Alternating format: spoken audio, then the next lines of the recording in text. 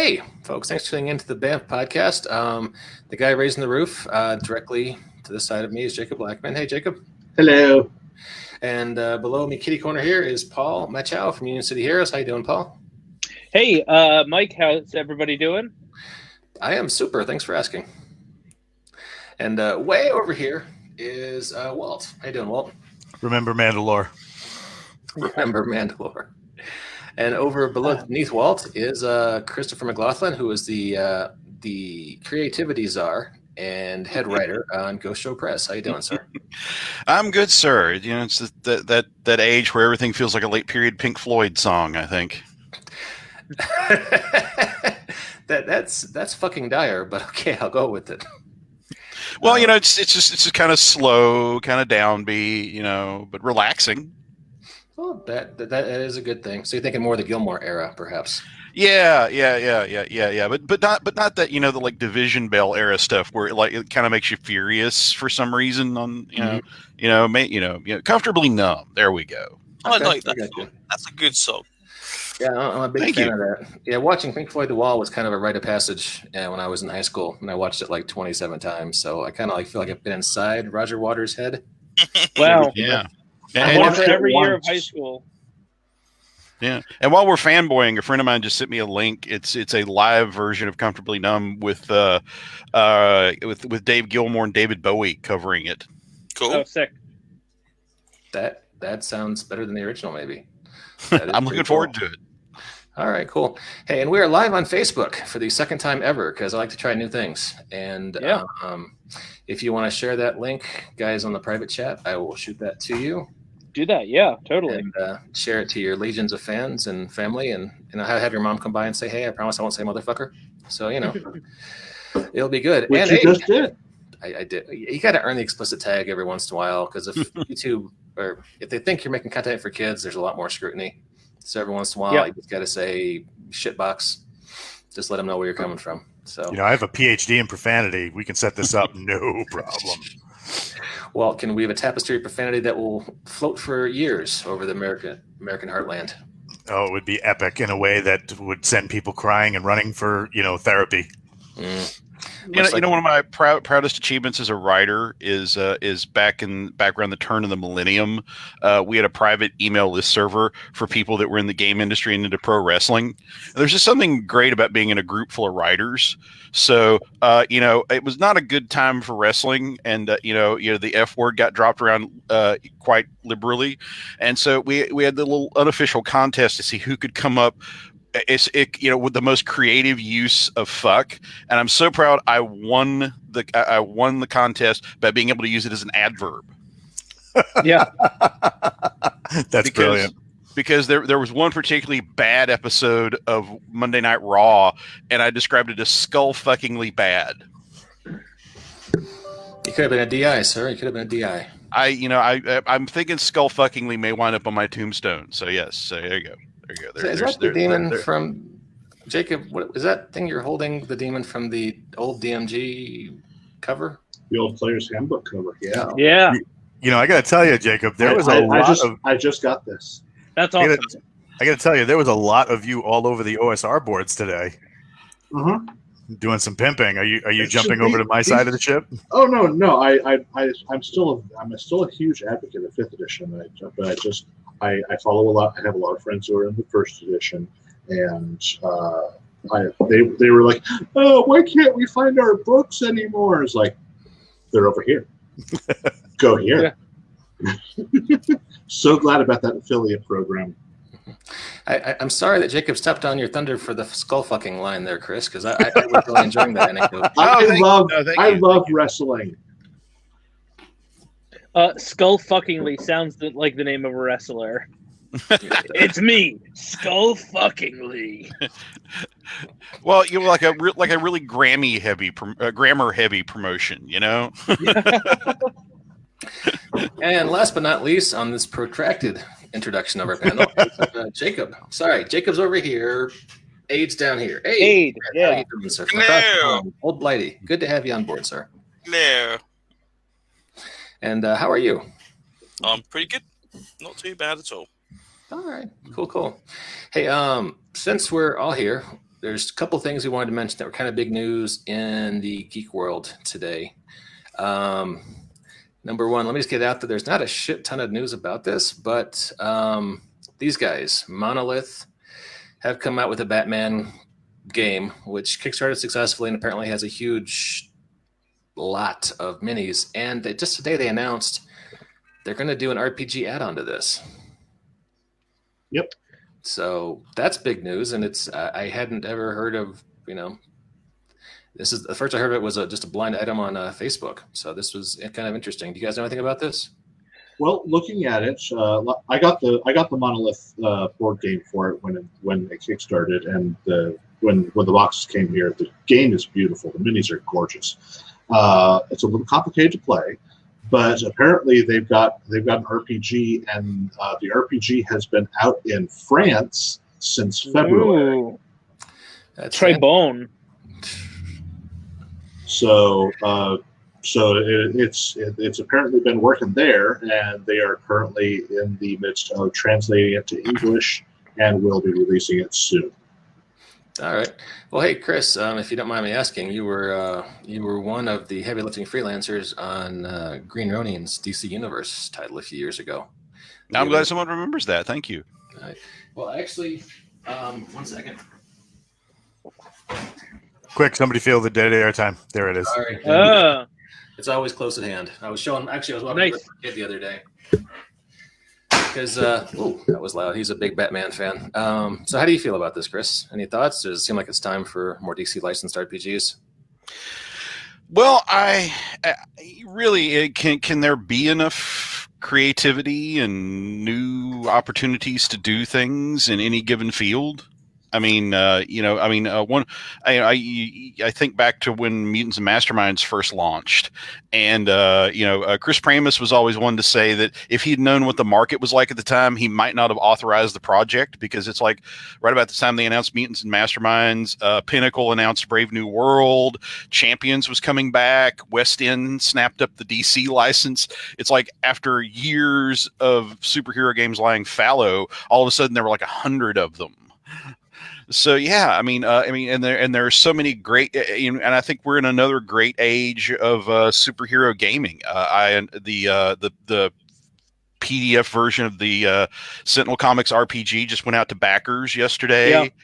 Yeah, and that's a fabulous design. I'm so looking forward to that being like a general release thing, so people can see that, because it's very, very, very well done. And if somebody else wants to get in with a beloved license, hey, that's a great thing. I hope it's spectacular. I hope it's face meltingly good. Also, it really does strike me that a Batman RPG would be manifestly different than a DC RPG, right? Because Batman, given in and of himself, even with all the unique properties like the movies and TV shows he's had that are just Batman and Gotham City centric, like you can really have a unique not only setting but real set of rules and tropes to play with that are outside the scope of when you enter the DC universe at large. Yeah, one of the more interesting ideas I've ever gleaned from a book is at West End when we put out the Gotham source book for that. They got RPG legend Matt Forbeck to write the guidelines on how to use Batman in your game. Excuse me, it was Justice League source book this was in, and he suggests a character like Batman. It's if you really want to simulate how he appears in the comics, it's like you almost have to have two different versions of the character. Because there's a noticeable disconnect between the Batman that hangs out with the Justice League and, has a plan for beating, Perpetua or whoever, versus the guy that has a trouble with, a fat guy with an umbrella, and, back when he's in Gotham. So, the idea that you have like two very different power level versions of the same character, that's fascinating, and I think, doing a game aimed toward, the more street level version of the character, that's fertile ground there, definitely. I just love the way you started off this podcast with a skull fucking anecdote, but then you transferred hard to like Mr. Diplomacy. That's a beautiful thing, Chris. I like that. So well, I Jake, appreciate that, but how is it diplomatic? I mean, Matt's the guy who broke me into the industry. I mean, if Matt called me needing a kidney right now, I'd be on a plane to Wisconsin, and I don't fly. No, I just meant I asked your opinion on the game, and you were like, I think there's plenty of room for creativity in the industry, and you were very gracious about the whole thing. So I thought that was cool. Also, like, just like Jesse I Ventura. appreciate that, but it's just not how I honestly feel. I mean, really, just when you think that RPG gaming can't get any better, something magnificent like the Sentinels game comes along, and then you're glad to have so many wonderful takes on the same general topic. Fair enough. Interesting about Batman having 2 stat blocks. So remember, DC was recently talking about having 3 different Jokers because there's been so much variation in his characterization and even power levels. It almost seems like it'd make more sense if there was a couple of Batman running around. Mm-hmm. So, Jake, you've obviously got the board game. How far outside of the core Batman Robin do the characters appear in the board game? Do we get Huntress? Do we get other characters like that, or is it purely Batman Robin? No, it has quite an expanded cast. There are multiple Robins, being the various different Robins. I think the only Robin that isn't accounted for is the one who was Spoiler. But Spoiler is her own character in the set. That's fine. Otherwise, yeah, there's all the Robins. They've got Huntress. Catwoman is both. There is a both hero and villain version for her. Nice. There is Jason Todd as the Red Hood. It encompasses pretty much Batman as he is now, with all the villains and all the support team that he is depicted with in the comic over the years. Cool. So there are tons of characters to play in the board game, and lots of villains to face. Cool. IDW just did Batman the Animated Series board game with the same. It looked cool.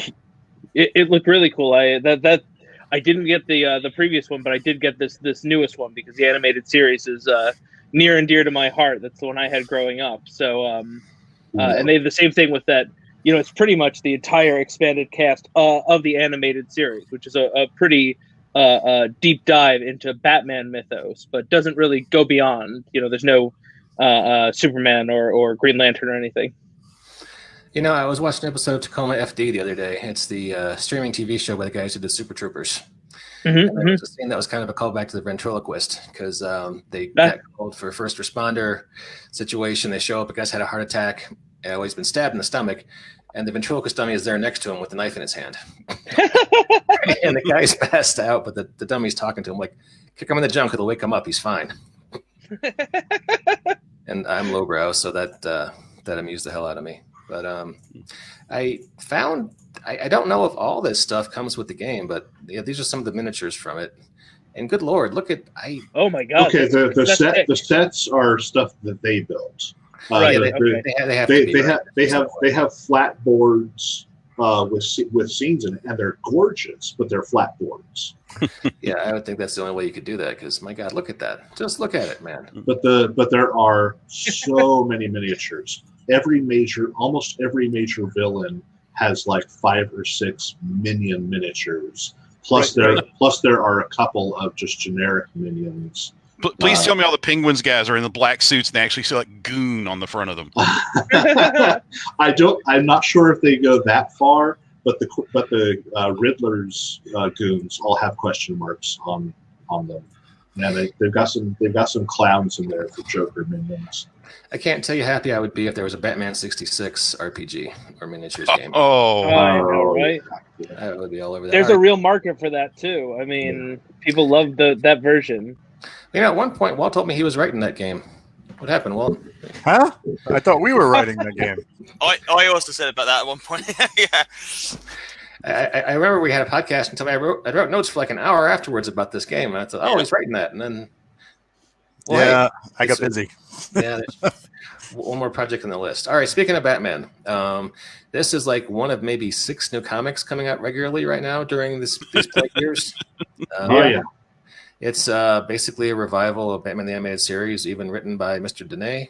Hope you're saying it right. Dini. And, Dini. yeah, and this And one, that awesome opening that title looks page, just like the opening title page of the Batman series. Right, those opening title cards. The whole effect is really beautifully done, like the comic, Yeah, or like the show. It really feels like it. Now, the first 2 episodes where he was fighting Lex Luthor and whatnot. This one is more of a return to form, I think, for the series, where he starts off with battling Clayface, and then Deathstroke shows up. I almost said Deadpool. Yeah. No similarity between the two. I don't know how you can get confused. Slade Wilson, Wade Wilson. They're different people completely. But this has been a lot of fun, and I'm not going to go through too many more pages. But if you get a chance, check it out. It's like a buck an issue right now in Comixology. The first 3 issues are out, and it's great. It's just a really good it's time. well worth it. Yeah. So now, Aid, you were talking about the other big geek news you want to touch on today. I don't know if you have a link handy, but I don't have a link handy now because that would be okay. That technology. Okay. So do you want to set it up? Do you want to talk about it, or should I talk about it? You posted the news first, and I just was quite surprised by it. So yeah, apparently there is a going to be an audio version of Sandman coming along, which is massively surprising because it came from nowhere. So I don't know if there's any more details exactly what it covers. If it's going to be literally a word for word rendition of the first 8 issues, or something completely different. I have no idea at all. But they've definitely got some very interesting people in it as well. Yeah, it's an Audible thing. It's an audio book done as a full cast drama. Yeah. So they're going to go with the original works and then plug in the full cast to fill in some of the characters. And you're seeing a lot of not B-list but actors who haven't been prolific in the last few years who are migrating to audiobooks because it's a much easier time than going on set. The return on investment of their time is much faster. For example, the Galaxy's Edge series, which I absolutely adore. No surprises there. They just had one of their side series narrated by Stephen Lang. Cool. Oh my God, he did such an amazing job. But 3 books done by a really well-known actor, and the fans of the series and the franchise are just loving it. So to see something like this come out, it allows these actors to remain relevant, kind of get their names out there, and also broadens something like a full cast drama audio read to more people. The interesting thing about this is Netflix have obviously got the TV series that's apparently on hold because of the coronavirus. So yes, we've lost that. So I'd like to know how this is going to jut up against that, and people are going to say, well, the Amazon one was better because we got the full thing, and the Netflix one had all that bit missing, they didn't have that. So it's interesting that they are pushing 2 versions of this out there. We waited like 15, 20 years for one to come along, and they do 2 within the space of a couple of months. So well, you have to keep in mind, I mean, the audience for Netflix is a whole quantum leap beyond the audience for Audible. Yeah. So, but yeah, James McAvoy is Morpheus. Kat Dennings, i.e. the troubled juvenile delinquent from the Thor movies, she is playing Death. And July. I really love Michael Sheen, who just came off of Good Omens, playing the Angel, playing Lucifer in this. Yeah, that is a nice touch. July 15th is when this will be available on Audible. So. But that makes me wonder what issues it covers, because Lucifer's literally in the Key to Hell issues, and the Key to Hell issues are very, very early. So, from Hollywood Reporter, the first part of the Audible drama will debut July 15th and adapts the first 3 volumes of the graphic novel series: Preludes and Nocturnes, The Doll's House, and Dream Country. Right, so that's like 20 or 25 issues, 27 issues. Something like that, with a bunch of one-shots, like Midsummer Night's Dream is in there. Well, I'll make us skip those, I suppose, if needed to cut those. Yeah, interesting. Andy Serkis as Matthew the Raven. Yeah, that's great. So, hey, geek news. There you go, folks. Much respect for Stephen Lang, the only actor so far who's pointed a sword at my nose. The first, I suspect, not the last. How did Just tell me the story there, Chris, please. Well, before middle age caught up with me, I Civil War reenacted for about a decade, and Stephen Lang played Stonewall Jackson in the movie Gods and Generals, and they, as those movies did, got a lot of free enhancement by going to reenact and saying, "Hey, you guys want to be in a movie?" So I happened to be at the event where they recorded his big pre-battle speech. And they would move us around depending on, just I guess to get different looks at it. And there was one take where I got shoved up front, and Lang, giving his big battle speech, wound up drawing his sword and pointing it at my nose. And sadly, they didn't use that take, or that would be like my avatar on everything. But somewhere in a landfill, there's a bit of film with Stephen Lang pointing a sword at my nose. Wow, that's a cool story. I cannot talk. Thank you. Nice. Trivia-wise, I believe he was also General Longstreet in Gettysburg. No, in Gettysburg, that was okay. It's Bruce Box. It was Tom Berenger was Longstreet in Gettysburg. Oh, okay. He was. Was he Pickett? Pickett? He General Yes. Pickett. Yep. Yes. Okay. I will forever defer to Chris's expertise on matters of Civil War history and movie trivia. You're the sweetest man. I appreciate that. Can you talk to my wife later? So, all right. So we've covered Batman. We covered the Sandman audio coming out. What else do we want to talk about? New stuff, cool stuff. We talked about the Batman comic book too. So, what else we got, guys? Have you guys seen Monster Planet from Zenescope? No, what's Monster Planet? If Mike would be so kind as to share my screen. Yeah. There we go. Add to stream. Cool. Oh my God, so much fun. So basically, like a huge virus wipes out most of mankind by transforming them into creatures of legend and horror. By transforming them into the Universal Studios back catalog. Okay, yes, cool. And then they are required by the government to go out and basically find a cure for this virus. The art is fun. The what do you call it? The story is really interesting because basically the government is asking them to cure something that will basically return them to human form. So all these powers that they enjoy, all these abilities, it will all be gone. But it's a fun story. I'm on the last one now, and they're going out to during this whole time, Dracula has reemerged and kind of cut out a kingdom for himself. And he wants nothing to do with like the human world. He's like, look, I'm not a monster. I got these things going on. I'm not really hurting anybody, but I mean, I don't want anything to do with what you have. But he's kind of like the key to what they need to do, so they got to convince him to work along. It's a really fun story. Like I said, the artwork's great, a lot of fun. The one thing I'll say, and I really enjoy when an artist takes the time and actually understands what they're drawing, like firearms. I can't tell you how many times I've seen artwork and seen representations of weapons where people have their fingers on the triggers when they shouldn't be. People, they're mixing parts of guns that would never work together. It's like, come on, if you're going to draw this particular weapon, draw it correctly, draw the way it handles correctly, like a lever action that fires fully automatic. Perfect. Yeah, you did a lot of research on that there, Cowboy Bill. But their treatment of not only the weapons but also of like injuries and stuff like that were really good. The characters are fun and funny, and it's a really fun read. It's only I think 6 issues out right now, but if you get a chance, check it out because as far as like not necessarily indie comics goes, because it's from a studio house. It's a really, really fun book, especially if you like mashup genres like apocalypse monsters and stuff. Is this basically Creature Commandos? I'm sorry? Yeah. It's basically Creature Commandos? Yeah, just set to a virus. Yeah. Right, cool. Okay, so go on. Sorry.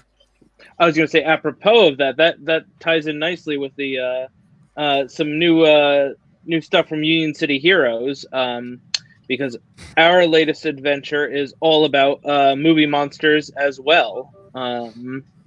We put it out as a promo for Free Comic Book Day for free. And okay, can I pump the brakes just real quick, Paul? Oh, sure, of course. I would like to Pump get away. a link up of your project if we're transitioning to the promotion part of the podcast. Oh, And I guess we are. And I that's always cool. am. No, it's cool, man. It's cool. If we're doing that, then I want to get a link up so people can say, "Oh my God, that's some beautiful art." It's in the chat. Yeah. So you go into that then. If you're talking Comixology, there is a number of Marvel and Dark Horse free graphic novels on Comixology, including Dark Horse Heroes, Omnibus, Barbed Wire, X, Secret Wars, and a few others from Marvel, all for nothing. So 6 issue, 7 issue collectibles for now. So go and have a butcher's, see if there's anything over there worth looking at. I heartily say Secret Wars is well worth a look. All right, cool. Yeah, always good to know about stuff in Comixology, especially these days when there's not much new stuff. So yeah. Okay, so now fully prepared to go into pimp mode. Yeah. This is the new adventure from Union City Heroes, which is a cool new superhero RPG that you just put out in 2019, correct? Yeah, that's correct. Actually, the source book came out in 2020. This is our first mini adventure, and I thought it was a nice segue because the Starlet is an old Hollywood queen who's become bitter and vengeful, and she uses animatronics and like the costumes from her old movies to act out a crime spree across Union City. And we have like bio write-ups for all the old movie monsters, all the unique 50s, 60s, and 70s movie monsters that we made up for this character. So it's pretty awesome. Oh, that's pretty cool. Chris, does this remind you of all of the Starlet character you had in Noir? Or am I reaching too far there? Oh, wow, that is a deep cut, my friend. Wow. Yeah, that was sort of my riff on Sunset Boulevard. And Likewise. Yeah. Oh, there you go. Well, yeah, that's Yeah, well, I mean, really, one of the best films ever made, and really, you know, I mean, that's something I've always been a fan of, is people trying to cross pollinate the superhero genre with like sometimes really, really crazy outside influences like that. You know, that's one of the main things I want to try to do with my next Ghost Show project, Anthem. So yeah, mad respect for anybody trying that. Yeah, thank you. And it was a lot of fun world building for like establishing a whole fake studio and catalog for them for Union City. You know. Did you see when all Tarantino and like made posters for your fake movies and all? Oh that? yeah. Oh yeah. Sweet. Well, okay, so people can pick this up. Starlet Strikes. We'll have the link in the show notes. It's the Union City webpage. UnionCityHeroes.com. And I'm guessing that's probably coming soon to DTRPG and all those kind of places. It's on drive-thru right now. Okay, yep. Cool. Perfect. Go there too. If you buy from his website, Paul gets a little bit bigger cut. So that's a good way to do things. And obviously, if they want to pick up the whole shebang, they can get that on UnionCityHeroes.com or in drive-thru as well. And it looks like a really fun game. So I would recommend it. So cool. And Jacob, did you want to continue in the promotional vein, or should we talk about other stuff, or you want to? I can continue in the promotional vein. Okay. Well, keep that hand strong and tell us about it. All right. The show notes are once again are in the chat if you want to bring that up. But 2 months ago, Rogue Genius Games ran a crowdfunding project on Game on Tabletop. Game on Tabletop. Sorry, it's still new to me. For the Starfarer Adversaries Legacy Bestiary. We managed to successfully fund in the last day, so yay for that. But we didn't manage to hit any of our stretch goals. And we were really sad about that. So Owen came to me saying, I have this idea. We can run a short Kickstarter just to hit the stretch goals. And it's like, are the people who already signed up for this going to go for that? And he went to all the backers, and there was a resounding "do it." So we went ahead and started a new Kickstarter campaign for the Starfinder Legacy Bestiary stretch goal-a-thon, where we have successfully added in our first stretch goal, which is undead dinosaurs. These aren't just zombie or skeleton dinosaurs. There's going to be all sorts of, vampire triceratops and ghoul T-Rexes and wraith pteranodons. They're all going to be fun, crazy, and strange undead dinosaurs. And we are through most of the way to hitting our next stretch goal, which is going to be the mighty Mecha Tiamat. So awesome. It's going to be 5 robot dragons, which are going to be showing up in the next Alien Archive book as their own write-up. But this is me taking 5 of those robot dragons and turning them into a big, giant, combined mecha. Sick. Where have we seen that before? I wonder where we've seen that. It looks familiar. In fact, listeners and viewers will know that we fought that very character, or at least art. Used the art in our game of Valor Knights last Thursday. Electrocuted the crap out of him. Yes. Also, if you happen to like 80s nostalgia, or you like robots who are also sometimes vehicles, you should check out our ongoing lunchtime beat 'em up, where we're playing Valor Knights from Blook Games, where we're role-playing robots who are also vehicles who beat up other robots who are also vehicles. It's good fun. It's short. It's fast. It's doing it at 3 p.m. tomorrow, Mountain Time, I believe. So, is that the time right? Yeah, I think so. All right, cool. All right, so you have 14 days left to go on Facebook, and kudos to you for double dipping on the crowdfunding. I didn't think you could do that, but you guys are doing it successfully, so right on. Yeah, we're about 200 away currently from reaching as much money as we had gotten from the previous campaign.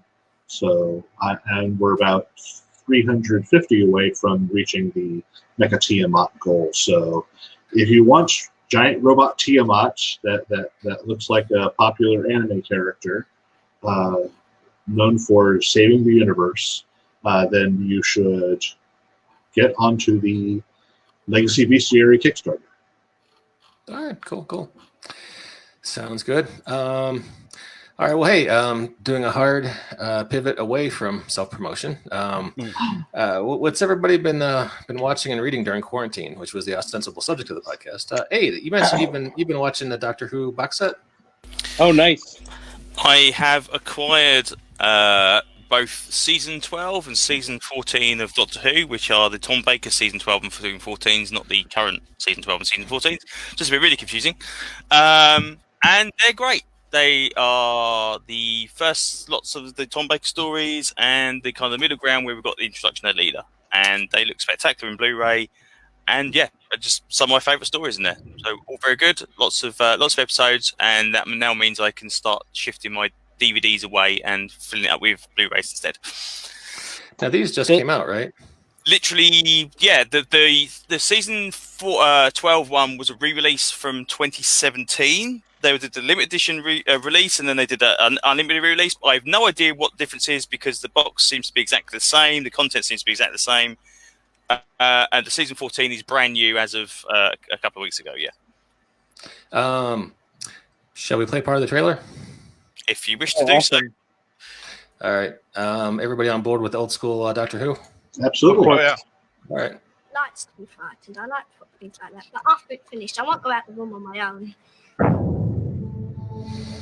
Destroyer. Who are you? I'm the Doctor. I'm the Doctor. There he is, in the box, see? Man of 1,000 faces. Who's scared? Run, Doctor! My friend knows that. Tell me, how's Miss Smith, Sarah Jane Smith? We came in together. I worry about you. It's no use. I worry about you. So, be careful. We'll both be careful. Eldrad must. Sarah, I'm the Doctor. Put him out of your mind. You're free of him. Okay, that's cool. Okay, and I believe for American viewers and listeners, most people recognise Tom Baker as the Doctor Who because that's the kind of the first stuff you got in the US. Does that sound right? Yeah, Yeah. That was evenings and weekends on PBS for years when I was growing up. So, very cool. Yeah. I don't think you've gotten to my favorite Tom Baker's the Pirate Planet, which was by Douglas Adams. Oh yeah. Which was Tom Baker, but I think that was later in his run, and also the Lighthouse one, the abduction. Yep, Red Rock. Yep. Yeah. But I think that was also later. But those are two classic Tom Bakers that I saw like back in the day on Channel 13 here in the U.S. or here in the New York area, PBS. Yeah, I remember trying to watch it, and it was often hilariously out of sequence. Like you get one episode, and then it would be a 2 or 3 parter, and then you could never find the other episodes unless you were just lucky and watched all the time. So, yeah. The joys of life pre-streaming. Yeah. Of course, in those days, we could leave the house and go places and socialize. So, I guess some things, so that's cool. And it looks like they can pick that up at the BBC website if people want to check that out. So I'll have a link in the show notes for that as well. Aid, can I ask you to go into a little bit about the I don't want to put you on the spot, but everyone on this podcast is an American, except for yourself. Although I think Paul's a fan too. Chris, are you a fan? Oh yeah. I'm more of a John Pertwee guy, but Cool. Classic Who's classic Who, man. Yeah. All right, can you guys kind of, especially you, Aid, maybe since you're living there in the Fairgreen land, could you kind of rhapsodize and tell us about the appeal of old school Doctor Who that might be lost on us bloody colonials? The appeal of it, it's just classic. It's Saturday morning, Saturday afternoon sci-fi. It's the same kind of era. Obviously, the era we're talking here is the same era as Blake Seven and that kind of stuff. Mm-hmm. So this is stuff that BBC would do as regular, and it was literally only on. It was a BBC thing. It was a staple of BBC for all those years. They moved around the days and the time slots quite a lot, but there was always a new series of Doctor Who coming along at the time. So until obviously we got to the ending with the Seventh Doctor, but it's just one. It's almost like Saturday morning cartoons. It's this kind of similar thing to that. It's like there was always Doctor Who on at some point in time. It was always looking forward to the next episode. So yeah, I think it's been said by wiser men than me, but. One of the things that's striking about Doctor Who is that whereas on Star Trek they have phasers and Star Wars they have lightsabers, in Doctor Who he has a screwdriver and 2 hearts.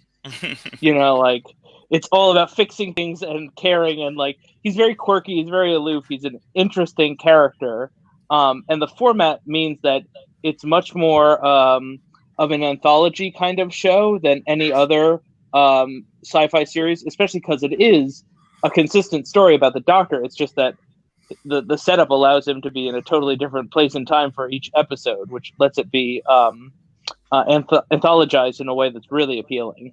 And it's always the mention of kind of the same kind of strange characters and that kind of thing. That the British eccentricities that that is always on there. I mean, some of it drives me nuts because I like hard sci-fi as well, and sometimes you just gotta kind of sit back. I mean, there's like episodes in the Seventh Doctor episode where they go into on the ice world, and it's like, okay, right, we're doing Mos Eisley Cantina. Okay, right, Star Wars, yeah, lots of aliens. Okay, they go in there, and it's like a British tea room with like doilies on the. It's just like, what did the sign people do not understand what Mos Eisley Cantina is supposed to be?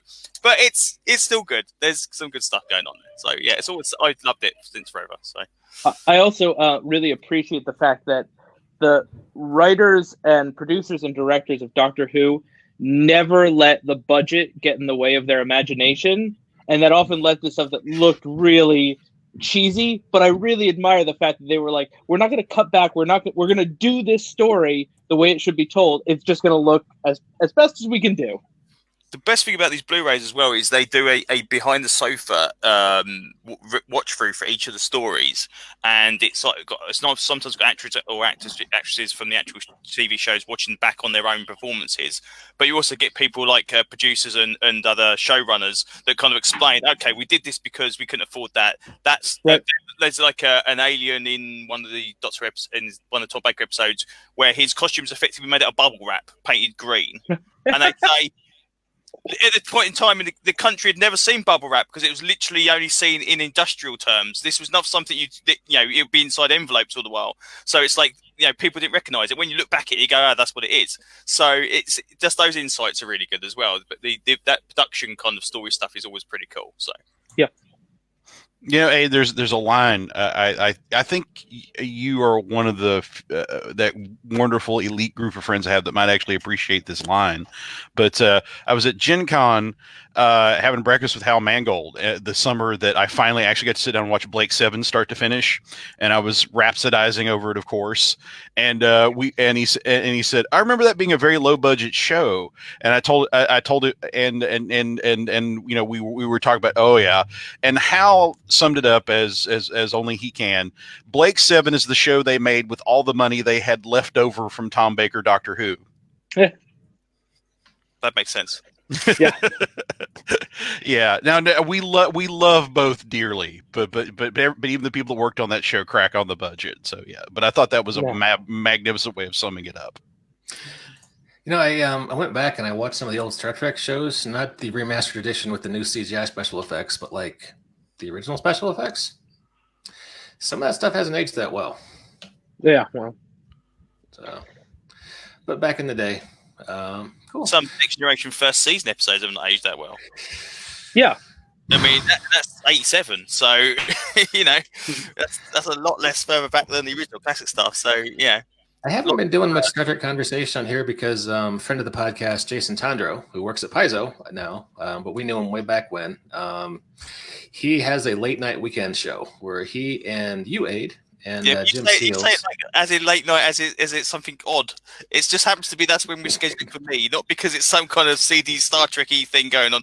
So yeah, it's the BAMF Nights spinoff where you guys talk Trek, and no, it's cool, and I've been enjoying seeing you guys talk about the movies and talking about Picard. But recently I was talking about the Next Generation, and I always felt kind of responsible for its success, even though it was kind of a terrible show. I mean, you've got 6 or 7 good episodes out of about as many seasons. We were a Nielsen family in the 90s when that was out, and my dad and sister watched that crap religiously. I mean, even like season 1 and 2 where it was just so bad. But yeah, sorry about that. That was the Lafferty family that we did that to you. So, but how was Picard? I haven't gotten through the whole thing, although I watched your guys' review of it. Is that worth checking out? I enjoyed Picard up until the last episode, and then but let's not go there. But yeah, it was pretty cool. It was okay. It was not too bad. It was not. It felt like an extension of the original TV series and an extension of the movies, and it didn't seem to stray too far away from that. We had lots of new characters in it. The storyline I would have preferred to go a different direction. They could have used lots of different things that were in Trek lore. Was very. This is the thing with Star Trek. Going back and reviewing the movies as well, they tend to reuse lots of ideas, and instead of just kind of like rehooking old ideas up to new ideas, they kind of we're going to invent this planet that's full of robots. You go, yeah, got the Borg. Oh crap, yeah, forgot about that. So they redo stuff that could have been other kind of references to previous episodes, and they didn't do that. But it's all cool. All right, Chris, you've been watching it too, right? Yeah. What'd you think about the finale? Because I'm hearing a lot of people say, yeah, that was great, except it didn't stick the landing. What's your opinion on that? I enjoyed it. Okay. Along a similar line, I don't know if anybody's watching Rick and Morty this season, but yeah, they just did an episode with a character named the Story Lord, who is definitely like Q from Star Trek in a lot of ways, I think. And that episode was insane. I think that was one of the best things they've done. I think that's over here tomorrow or today. Okay. Yeah. That's one of those episodes. Starlet was played by Clancy Brown, right? Yeah, totally. Yeah. You know. Yeah, I know. Yeah. It's an I don't want to say understatement. more because Aid's going to watch it, but it just, you always say Rick and Morty is meta. I think some people criticize the first half of the season for kind of being more formulaic and just doing fun episodes, and then they do this one where it's just well, shit, Aid's about to watch it. I don't want to spoil it either. Which, but, this is not the train one, is it? It is the train, yes. one. Yeah. Okay, that's all right then. Okay, cool. You saw it? Then I've seen that one, yes. Okay, yeah. Yeah, the fact that even Rick comments halfway through, like, you're 14, you watch YouTube videos of people commenting on YouTube videos. I'll tell you when we're getting too meta. Yeah, it's I don't want to say aggressively deconstructionist, or it just goes out of its, but yeah, it's God, I can't think of a pithy way to sum it up. Just I hate to say it's kind of a mind fuck because that's sort of a cliched response, but fuck, yeah, it's all the above. Huh? It's all the above. It definitely is up its own butt, but they comment on that, so I don't know. It's tough to pigeonhole, you know? Yeah, I was kind of hoping they were going to deal with some of those plot threads they were making fun of. I mean, there's that one scene where they're like making fun of fans who want them to follow up on things like the evil Morty and some of the other plot lines. And that Sith Mr. Poopy Butthole was amazing. Yeah. This is the quality content you turn into the BAMF podcast for, folks. The Sith Pity Poopy. I can't say it. I had to have Paul on to say that line. So I think they'll get there with the Evil Morty stuff because they've referenced it twice already, so it will get there eventually. We just don't have enough episodes again. What's this? 10 episodes this season? That's it. Yeah. So. Yeah. And also coming up soon. I don't know when it's going to hit iTunes, which is the only place I can watch it. But Genndy Tartakovsky's Primal. Oh yeah, totally. Which, if you haven't seen it, it's pretty much the best Conan story involving dinosaurs that you're ever going to see in animated form. That's happening. If you have Cartoon Network, that's happening right now. So yeah, it's good stuff. I just can't watch it till it gets on iTunes. So Walt, have you checked this out yet? No, I haven't. Okay. I'm gonna have to dig deep when I got my copious amounts of free time. Do you like dinosaur stories, Timmy? Oh, duh. Conan plus Dinosaur sounds great. So I heard we talked about it last year when they were pimping it, and I just haven't gotten around to watching it yet. Can you guys hear that? Yes, sir. But I mean, it looked good. I mean, Xenozoic comes to mind, which is always a favorite of mine. Age of Reptiles too. Yeah, I was a big fan. It was kind of bummed me out when they ended on that horrible cliffhanger and they haven't resolved it. But yeah, and I love the character design makes him look like Alley Oop from the old comic strip. Right. So I'm not going to play this whole thing because this is a 2-minute long trailer. And you know, before I hurt my leg, this is exactly the kind of adventures I had with my Velociraptor. So I can definitely get into this.